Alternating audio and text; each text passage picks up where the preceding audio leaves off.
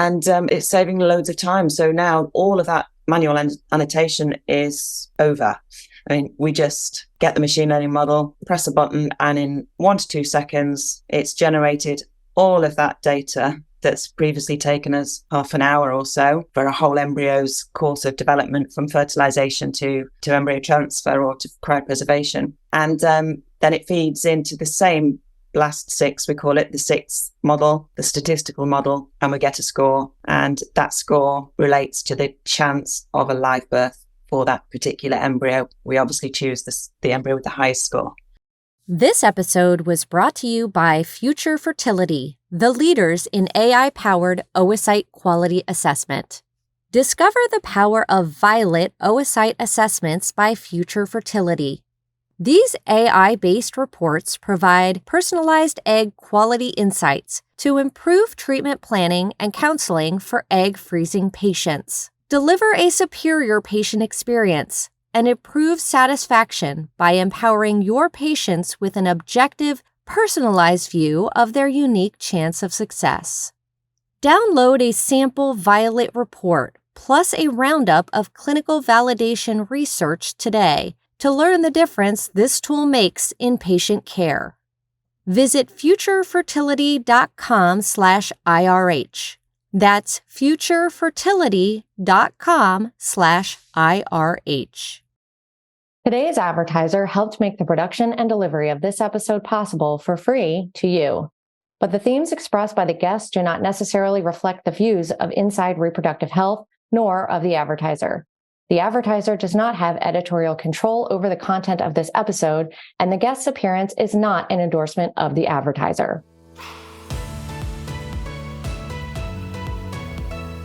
What do embryologists do when they own stake in the company? They do cool stuff like amass massive data sets with huge sample sizes and lots of detail to eventually be able to build a machine learning system that predicts live births. You've met Professor Alison Campbell before. She's been on the program before. She's the chief scientific officer and an equity owner in Care Fertility, the largest fertility network in the UK and Ireland, now with clinics outside those areas. And Alison talks about Caremaps, their system that they started in 2011 when they started with time-lapse imaging, that is now in its 6th iteration and powered by artificial intelligence to save 10 weeks of embryologist time per annum, to improve success rates, to be able to predict live birth, and why Care Fertility decided to put in that work to assemble that massive amount of data, make it safe, put it in one place, to find a machine learning partner to do that with all on their own instead of choosing one of the AI systems on the market. Talks about the value of their data set versus that of Care's, the expense of those solutions versus what they were able to do. She talks about an AI solution that she does like called Violet, which is made by a company called Future Fertility, and what value she saw Violet brought for their egg freezing patients and why they decided to use that solution instead of make their own. If you're one of these companies selling into fertility networks, you might pay attention to what made Alison and her team agreeable to even do a pilot with Future Fertility. Why would you take the time of 10 of your best embryologists to see how they stack up against a solution that you're skeptical about in the first place? Better make it easy for them to do that. I asked Alison if Care Fertility will begin to sell Caremaps as a solution to other fertility clinics, IVF labs, and networks throughout the world. I asked her if some of the AI companies listening should just try to build that with them instead of what they might be starting to work on now. Hear what she has to say about that. And once more, enjoy our interview with Professor Alison Campbell. Professor Campbell, Alison, welcome back to the Inside Reproductive Health podcast. Thank you very much, Griffin. It's lovely to be here again. It was probably a year and a half ago that I had you on somewhere thereabout, and your episode was popular because you talked about embryologists owning equity and how important that is. I have a feeling some of the thread of that topic might reappear in our conversation today, but I wanted to talk to you about a tool that your practice has been using to grade embryos and perhaps for other applications using artificial intelligence and perhaps other technologies. It's called Caremaps. You're the group that you work with and for and own part of is Care Fertility. What I didn't realize, though, is that it's been around for a little while. So I kind of went with a default assumption that maybe it's a couple years old, and you started as artificial intelligence, got more into the zeitgeist in that 2018, 2019 time span. But I looked and you had one YouTube video from almost 11 years ago now. And so that means you've been using it for at least that long. So please lay the foundation of what Caremaps is and when it started. Right. Yeah, no, it's a beautiful story, I think. So it all began around 2011, when the EmbryoScope first came to market. And it actually blew my mind, this device that enabled embryologists to watch the embryo developing in real time, really. So we set upon a great mission to introduce it into our clinics and to collect data from it, to use it to the max. So, and it wasn't easy. It was a very hard sell because, of course, there wasn't a lot of data around then. So I had to try and sell the vision to our chief financial officer. We need to buy this kit, and this is why. And it didn't go down well. They all thought it was just a toy. It was just a nice to have. But it just made complete sense that if we could get more information from the developing embryo and the time points that it was reaching each of these subsequent cell stages, that there must be some answers within that information that could help us improve outcomes. So we managed to get one free of charge for a fixed period whilst we did a really rushed evaluation, just to make sure that it did do what we expected to do in terms of functionality and imaging. And then we invested in the first one, and we wanted to get some data fast, and we wanted to see if we could predict anything fast. We're quite competitive, and we generally want to be first movers in the field at Care Fertility. So we decided to annotate really strictly. So that means whilst we're looking at these time-lapse videos, the embryologist, using the viewer, using the software that comes with it, was recording in great detail everything that they saw. So every time the cells divided, we introduced user-defined variables very early on as well. So things that didn't come with the software, we thought, well, that might be interesting. Let's also record as a comment how the polar body, the second polar body is extruded, and little details that didn't come as standard. So we had a strict protocol, training program, and all of the PGT embryos that were going through our clinic, it was started in one clinic at this time, we recorded the ploidy when we got the result back. So then we had about 100 embryos, and this was our very first publication. And we could predict, or we could classify the risk of each of those embryos being aneuploid based on the morphokinetic variables. So quite simply, the embryos that were somewhat delayed had a much higher risk of being aneuploid, and we published that. It was the frontispiece on reproductive biomedicine online. It was a really well-received bit of research, and that was the first model that we developed. That was Caremaps. So MAPS standing for morphokinetic algorithms to predict success. So that was these algorithms. Were they produced by you? Also, the hardware is the time-lapse imaging, and the software, you said that you were doing some things like entering for user-entered variables. Is that you all building your own software? Did the hardware come with a software? How did those algorithms develop? Well, the hardware came with software and a viewer, and you could enter your own models within that software. So the first one was quite simplistic.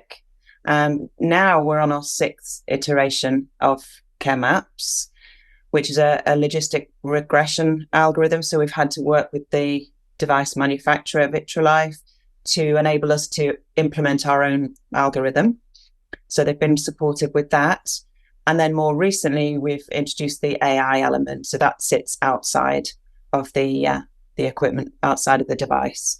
So we've had 6 versions of Caremaps, getting increasingly complex, getting more and more exciting in terms of what they're predicting. So we started initially predicting the aneuploidy, euploidy, and then we went on to clinical pregnancy, and now our current models are predicting live birth. In that video that you had from 11 years ago, it says that it talks about AI. Were you using machine learning at that time, or was AI more of a general blanket term compared to what it means today?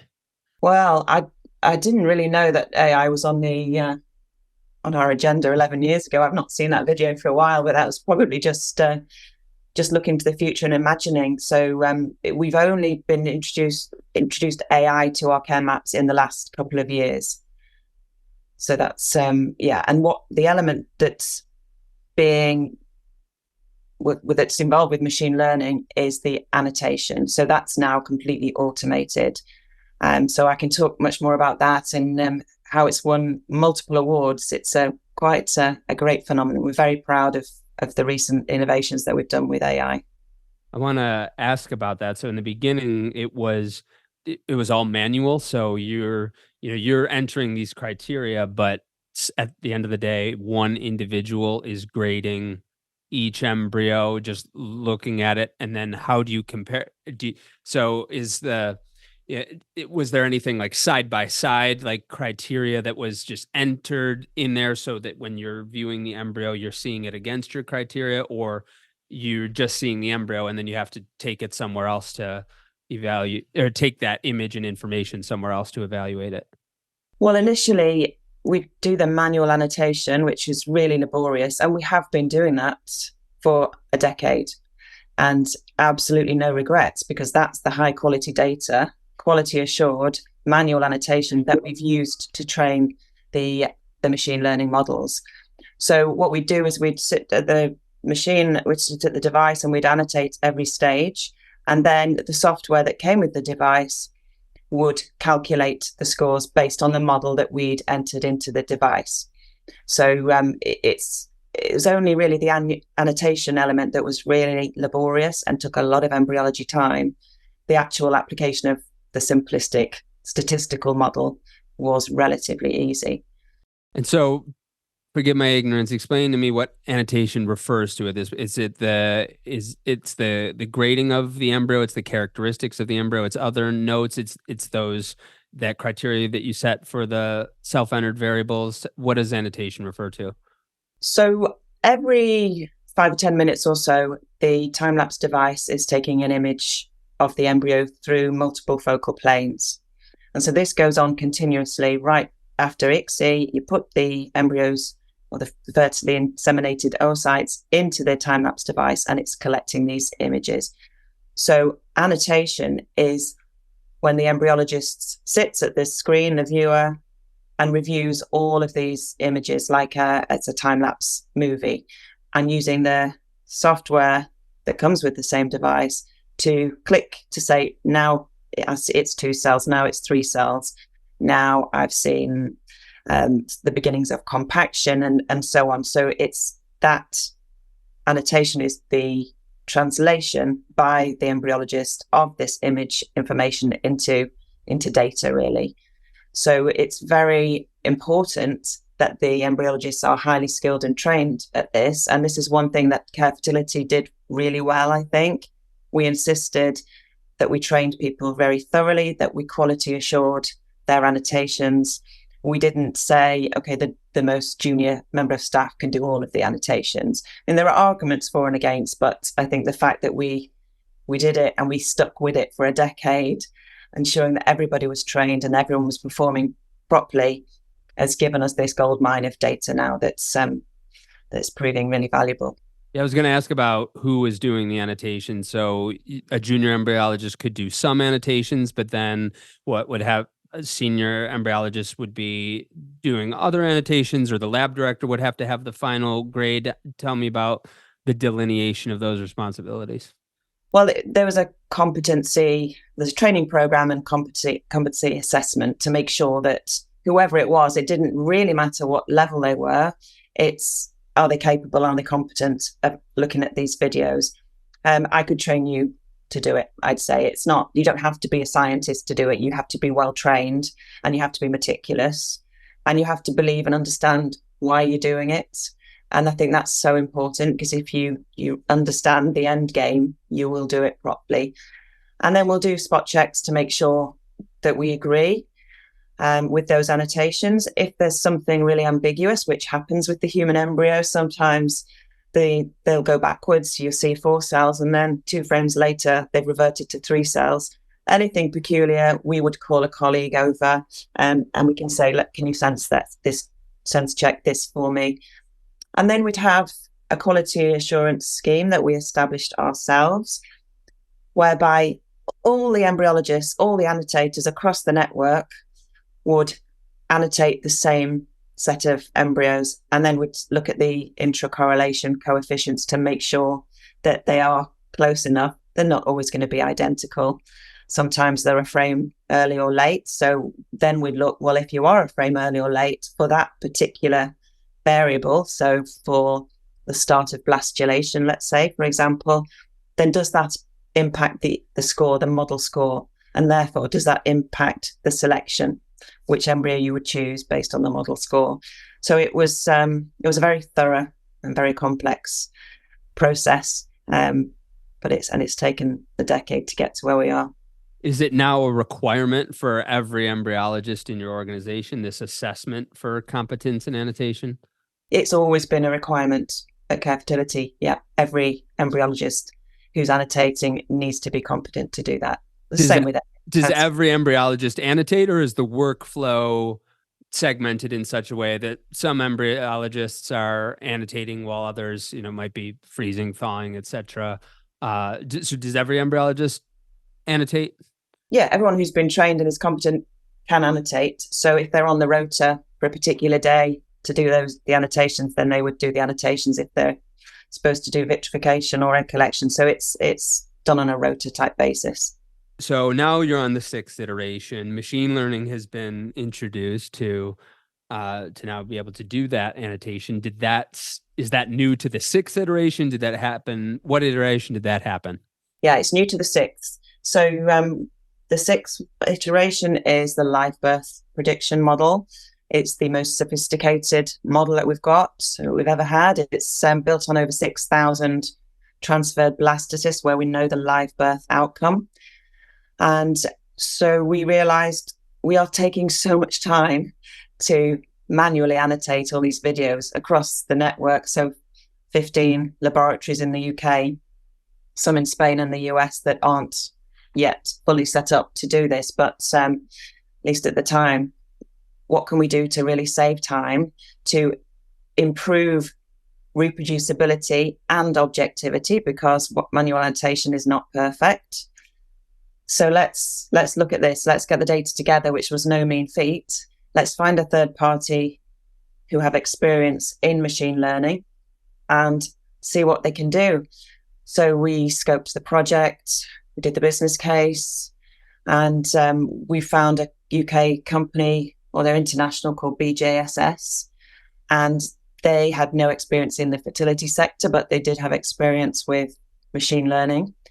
And I was quite impressed because they'd done some work with airports where they built models to scan suitcases to identify smuggled animal skulls and things. So I thought, well, it's image analysis, it's very important. And they were very impressive. So we worked with them very closely it took about 18 months, I'd say, from start to the release of the minimum viable product. And it's saving loads of time. So now all of that manual annotation is over. I mean, we just get the machine learning model, press a button, and in 1 to 2 seconds, it's generated all of that data that's previously taken us half an hour or so for a whole embryo's course of development, from fertilization to embryo transfer or to cryopreservation. And then it feeds into the same BLAST-6, we call it, the 6th model, the statistical model, and we get a score. And that score relates to the chance of a live birth for that particular embryo. We obviously choose the embryo with the highest score. Egg freezing programs are experiencing growth worldwide, yet patients continue to complete their treatment with little to no understanding of their unique chance of success.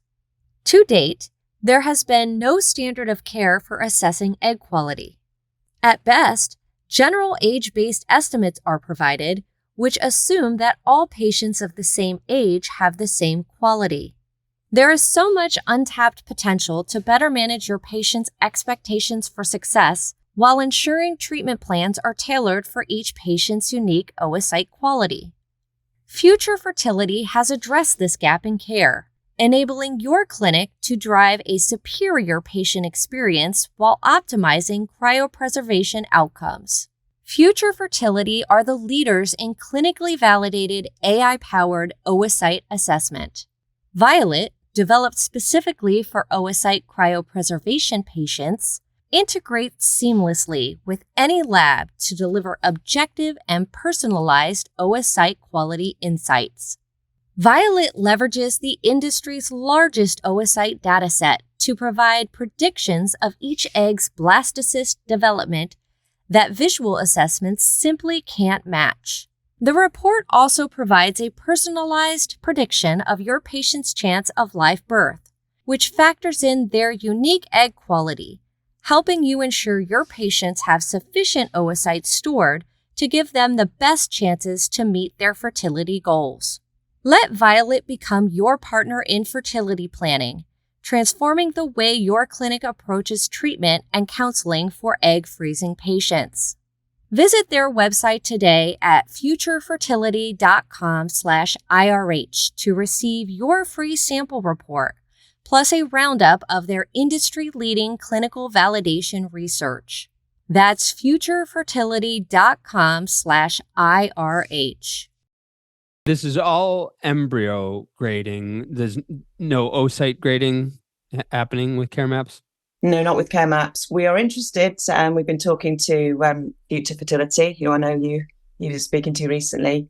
We talked to them about trying to do some research together just to see whether Violet, or Magenta, their oocyte AI tool, could add some benefit to Caremaps. I'm a little bit skeptical that it could, but if we could get some marginal gains to improve predictive power, even subtly, then it's worth exploring.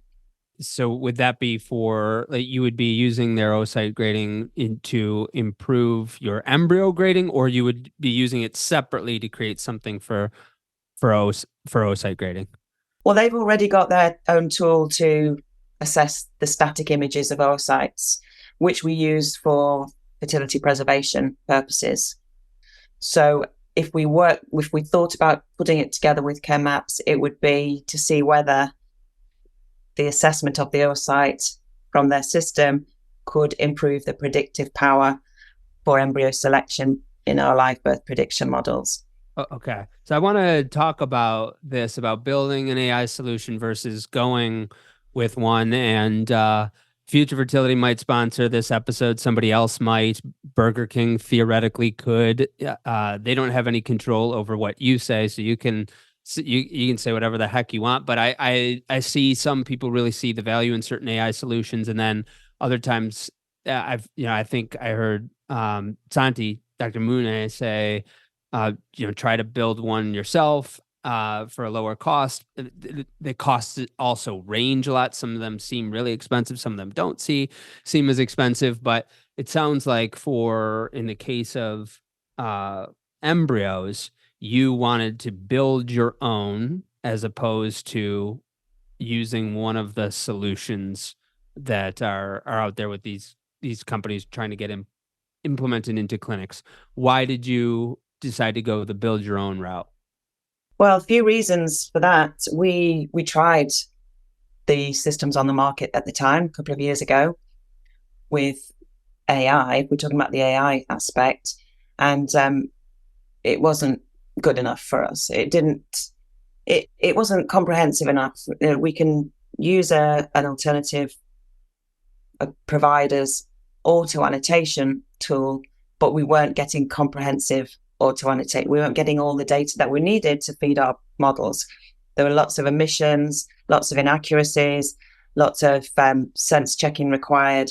So probably a couple of reasons for that, but the main one may have been that they're trained on really heterogeneous data from all over the place. And I have most confidence in our own data. Our own data was massive, relatively massive, arguably probably the highest quality data set for annotated embryos and largest in the world because of the approach that we took. So why would we use somebody else's tool when our data is stronger, bigger, better? That was at least the mindset at the time. That might be different now, but we've taken the leap and we're not looking back. Was that the defining feature of what made those systems on the market not good enough in your view, the quality of the data set? Were there any other reasons? They were expensive. I think when we first looked at it, and it may still be the same, it doesn't seem to be a really clear offering in terms of what you get, the pricing model. Is it price per click, or is it a flat fee? I think people are just trying to find their way. They don't have lots of publications to justify the quality and the predictive power of their algorithms or their systems. So it's still relatively new, and you have to make a leap of faith if you're going to do it. And so we decided we'll do that with our own data and take it from there. But I think we've done a good job. We've won multiple awards for this solution. Amazon Web Services did a case study on it. We've won a Royal College of Pathologists Achievement Award, UK IT Tech Awards. We've just been nominated for another one, I heard this morning. So I think when we're scrutinized by the data scientists and machine learning experts and tech people, they can see that this has been done really well. Tech bros are scrutinizing you? Yeah. In marketing, we would call them internet Ians, but that doesn't mean that they don't have a certain expertise. What do they feel that you've, in your view, the established solutions didn't have a high enough quality data set? What do the machine learning geeks critique your solution for?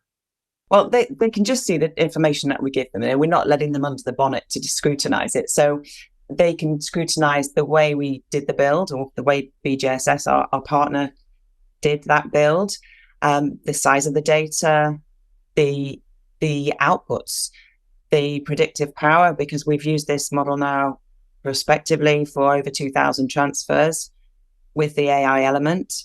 It's predicting really well, really successfully, accurately. And the time saving, we've quantified, we estimated it beforehand, and now we've quantified it, and we're saving 10 working weeks embryology time per year. So that's a great output as well. So there's so many benefits that we've seen from this. So yeah, patient attraction has been also a good one. Staff retention, we've had embryologists saying, I could not work anywhere else. I could never go back to manual annotation. I could not live without this system. And professional recognition for our work. We've presented it at conferences, and we're still writing up. We've got a lot of information still to share and to publish, but it's on track. You developed this system. You all at Care Fertility developed this system because you weren't satisfied with what was on the market, and you felt you got a better data set, a bigger data set, better predictive power. Now that you have something that you feel is better than what was on the market, are you going to take it to market?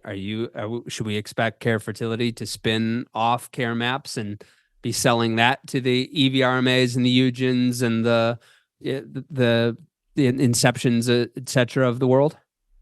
Well, never say never. It's a possibility, I would say. We've got to consider our priorities. We've got the data.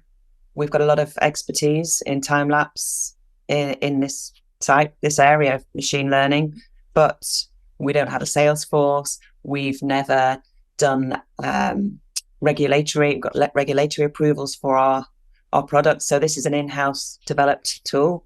So we could use it in our clinics, but we couldn't sell it as it stands without certifications, FDA approval, CE marks, and all of those things. So almost certainly if we did that, we would be looking for a partner to help us get there.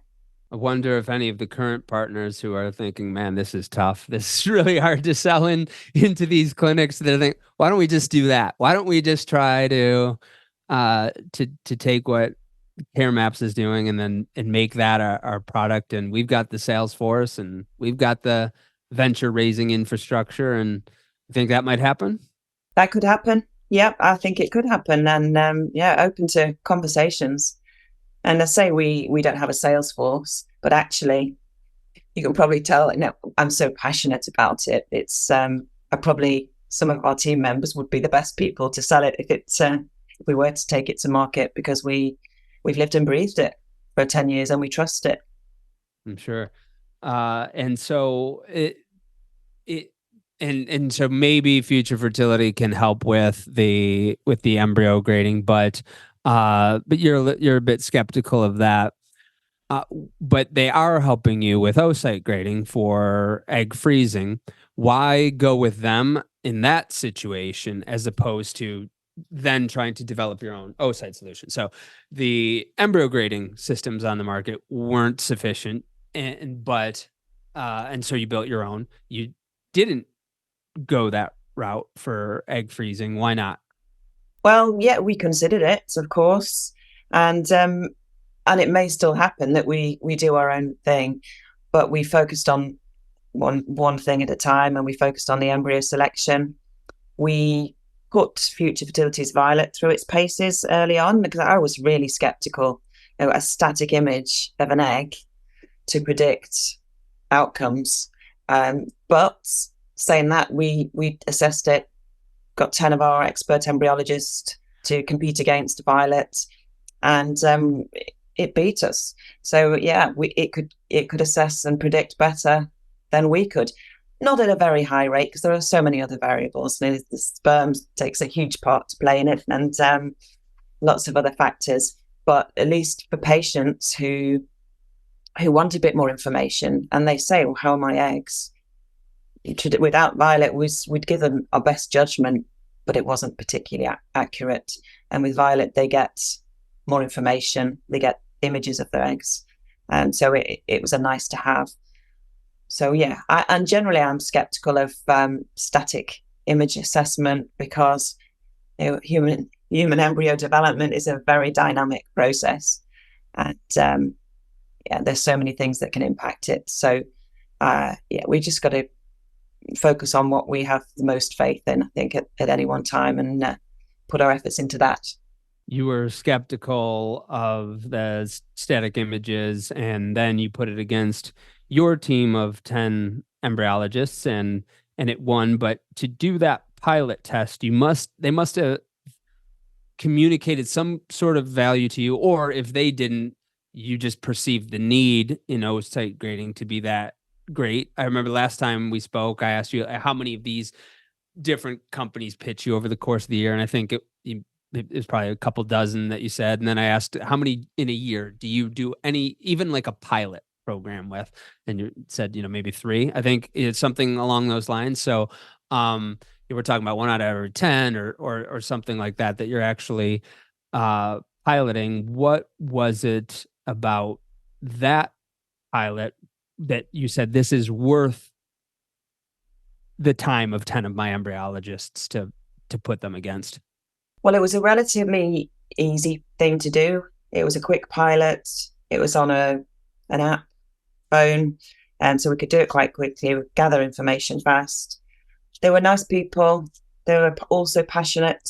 Dan Nao, particularly when he first knocked on the door, very passionate about his product. Made sense for them to have looked into that element, and I wondered why so few people had ever really tried to come up with a tool to assess the quality of an oocyte. But yeah, they were there pretty right at the start, and simple and effective. I mean, it's not going to change the world. It's not highly predictive, but it's better than we can do. So I think that's a positive for patients. Do you think that's the future of AI companies in the fertility space, like more segmentation? Or do you think so that they can find a place where they really can be valuable, one, and then two, make easier pilots? Or do you think that somebody has to win this battle to become the AI solution for all, embryo and oocyte machine learning? I think, I should say all embryo and gamete machine learning. yeah, I think it'll be quite a slow journey. There's a lot of competition, a lot of people trying to get a piece of the pie at the moment.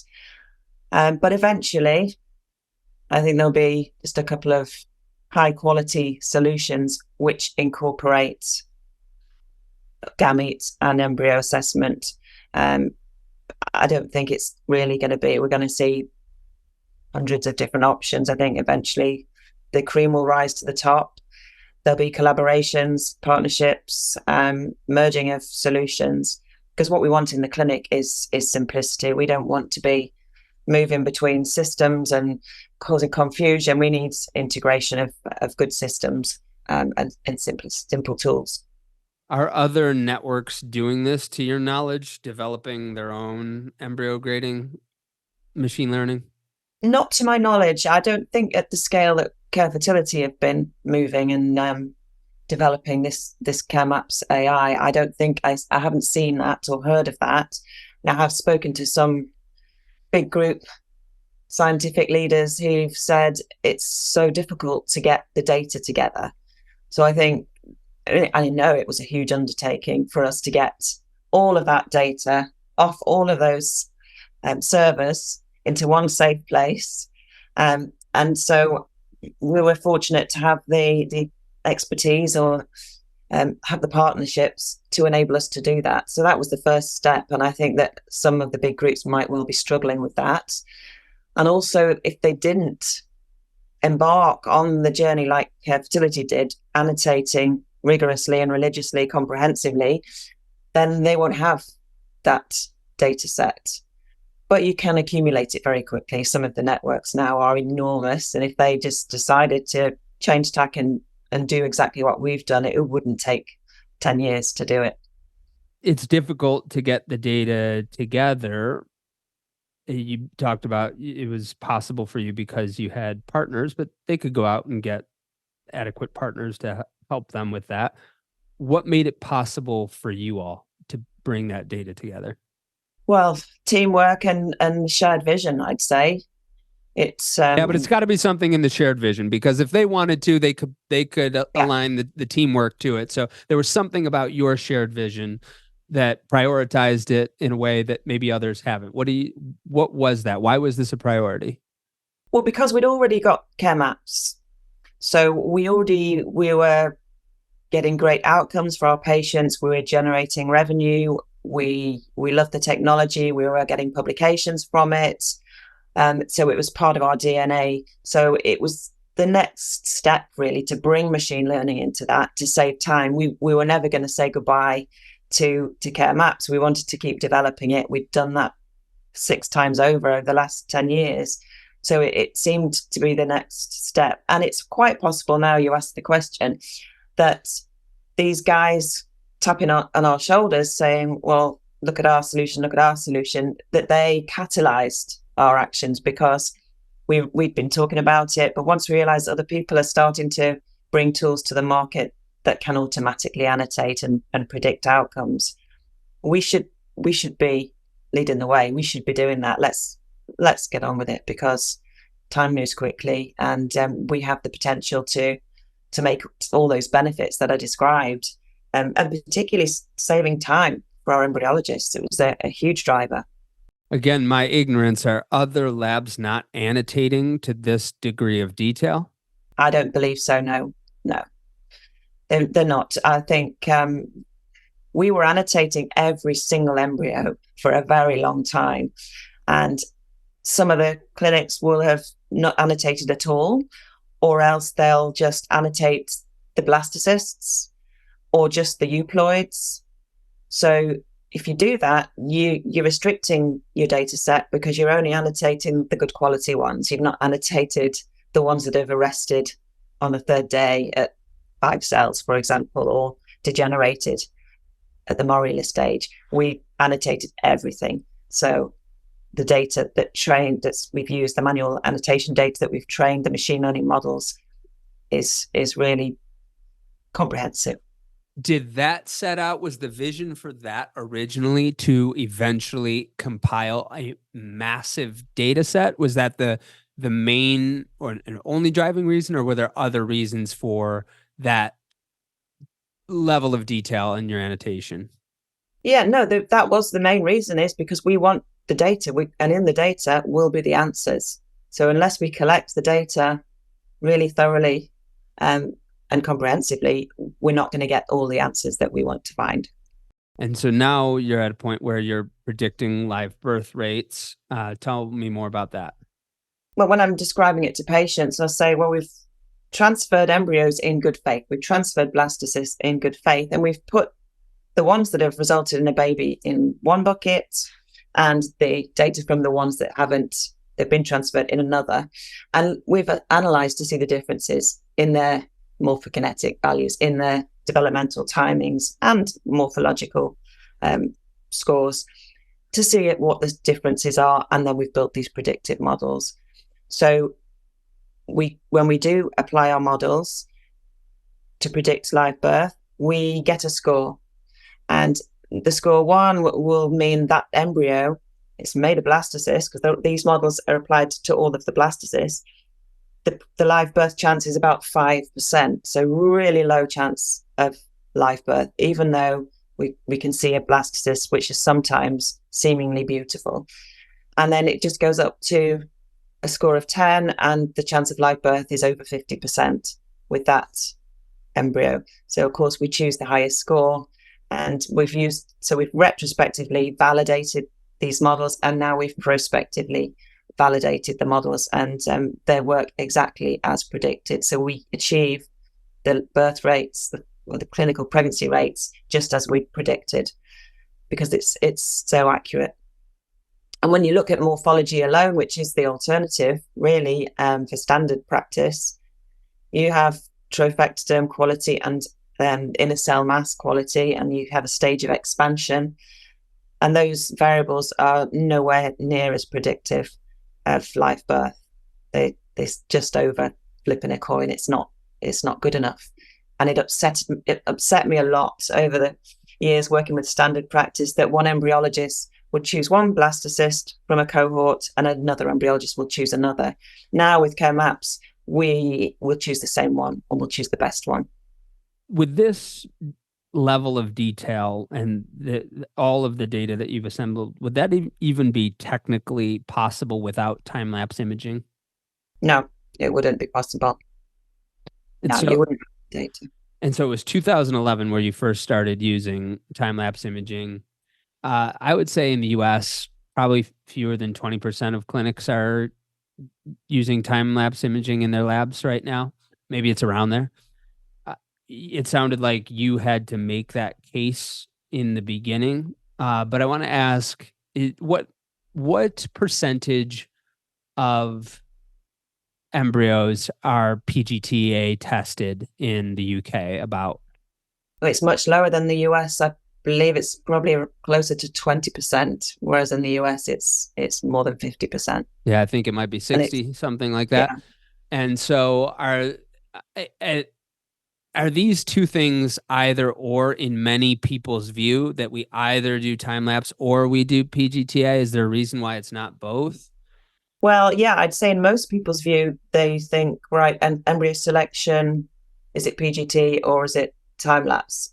If we're talking about modern or more sophisticated embryo selection. But actually, there are synergies between them.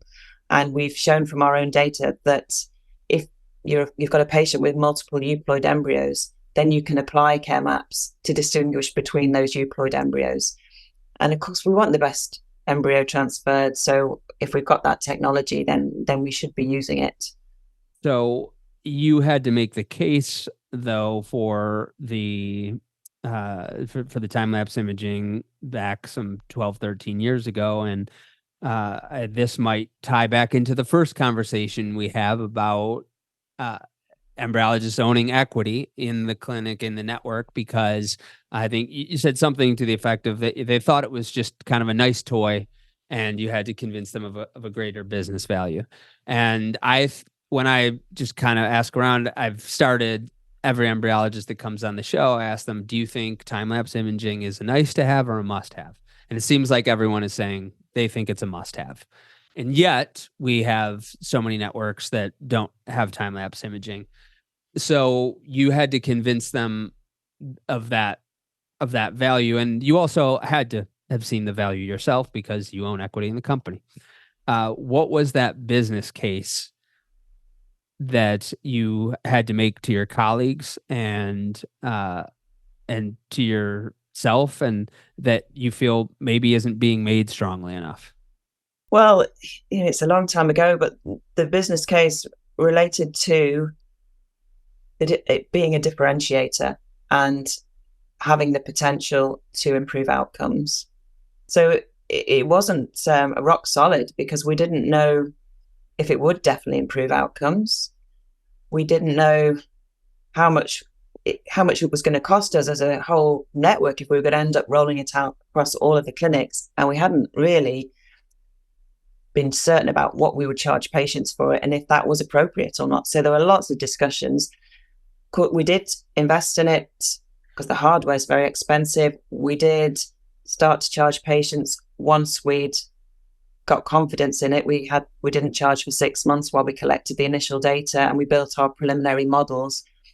So once we had demonstrated that it was going to help us with outcomes and it could predict ploidy at that stage or risk classify, and the patient feedback was really positive. And one of the questions that we asked the patients was, what did you like about the time lapse? How could you relate to it? What did you feel about it? And the patient feedback was mostly, it really aided our understanding as to what went on in the laboratory. And we also asked them, do you think the price is appropriate? And the vast majority said yes. So that was really promising, and that helped us invest in further devices and keep rolling it forward, and then invest in the statistical analyses, and then more recently in the machine learning. So it's more of a long-term play, though, if you're thinking about differentiation that way, because I think if you're not looking on a 5, 10, 12 plus year horizon, maybe it's more expensive. If you're looking on a 3-year horizon, then it's pretty big expense to have for all of those IVF labs, isn't it? It's a huge expense, but the return on investment didn't take much. It wasn't too long before it came back, because if you're charging £500 per cycle and the device was £60,000-70,000 at that time, and you're getting good uptake, and because it's a patient choice, it's an add-on. It wasn't too difficult to get the money back in order to then buy the next device, and so it just kept rolling, and so it's been a great success, financially, success rate wise, staff wise, time savings, efficiencies, and R&D wise.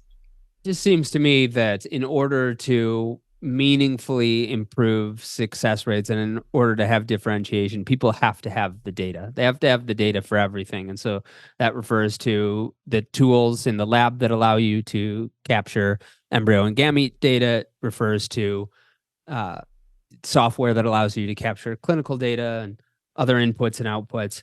I don't think people will be able to differentiate without it. We talked about the market possibilities of Caremaps. Maybe somebody listening will say, hey, why don't we throw in the towel on what we're doing and try to build Caremaps out into a side company that could sell into other networks. We talked about the possibility of some of those companies merging as competition thins out and someone emerging as the ultimate AI solution for the IVF lab.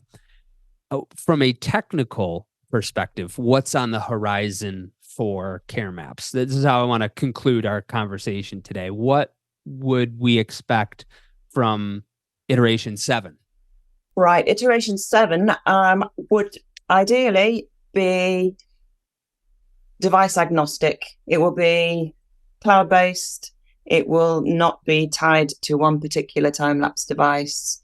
It would be accessible to, this is maybe version 8. This is the future. This is the dream.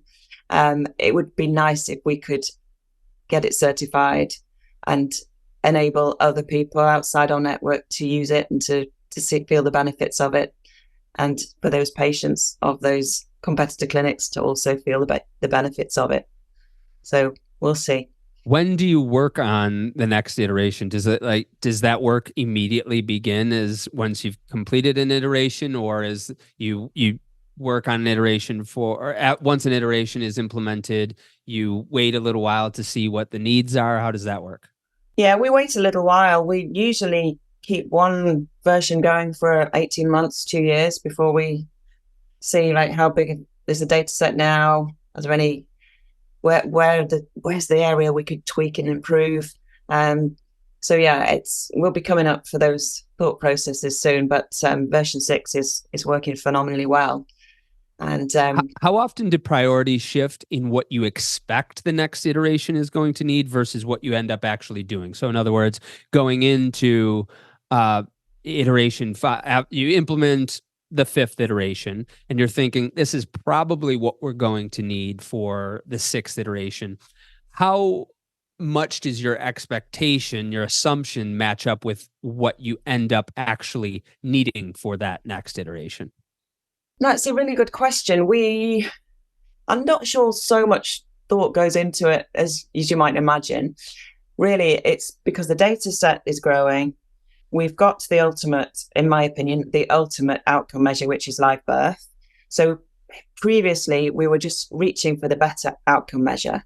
So it took time for us to feel confident we've got enough data now to predict live birth, because you have to wait, obviously, quite some months to get the live birth data after you've done the annotation, after you've collected the embryo data. So we'd started with ploidy prediction, and we'd moved to clinical pregnancy prediction, and then we got there with the live birth prediction because we had the data, we had the numbers. So I believe we've got that in terms of outcome measure. It is the best, and people do argue that it might not be. There are other variables. Pregnancies can be lost, needs to be a euploid. So we'll see. That mindset could change, but I don't think it will. So going forward, what we're going to be looking to do is to save more time, make the model faster and better and bigger and more accurate, but always, I think, looking for the live birth as the outcome measure. So it'll come now. The improvements will be more for more user friendliness, more time savings, and marginal gains, I think, now with predictive power. I look forward to having you back in another year or two to see the progress that you're making with Caremaps, with the other technologies that you're paying attention to. This has been yet another fun conversation that I think our audience, especially our lab audience, is going to like quite a bit. But I think also the executive leadership is going to appreciate your take too, with differentiation and new market opportunities. Professor Alison Campbell, Chief Scientific Officer of Care Fertility, thank you very much for coming back on the program. Thank you very much, Griffin. This episode was brought to you by Future Fertility, the leaders in AI-powered oocyte quality assessment. Discover the power of Violet oocyte assessments by Future Fertility. These AI-based reports provide personalized egg quality insights to improve treatment planning and counseling for egg freezing patients. Deliver a superior patient experience and improve satisfaction by empowering your patients with an objective, personalized view of their unique chance of success. Download a sample Violet report plus a roundup of clinical validation research today to learn the difference this tool makes in patient care. Visit futurefertility.com/IRH. That's futurefertility.com/IRH. Today's advertiser helped make the production and delivery of this episode possible for free to you. But the themes expressed by the guests do not necessarily reflect the views of Inside Reproductive Health, nor of the advertiser. The advertiser does not have editorial control over the content of this episode, and the guest's appearance is not an endorsement of the advertiser. Thank you for listening to Inside Reproductive Health.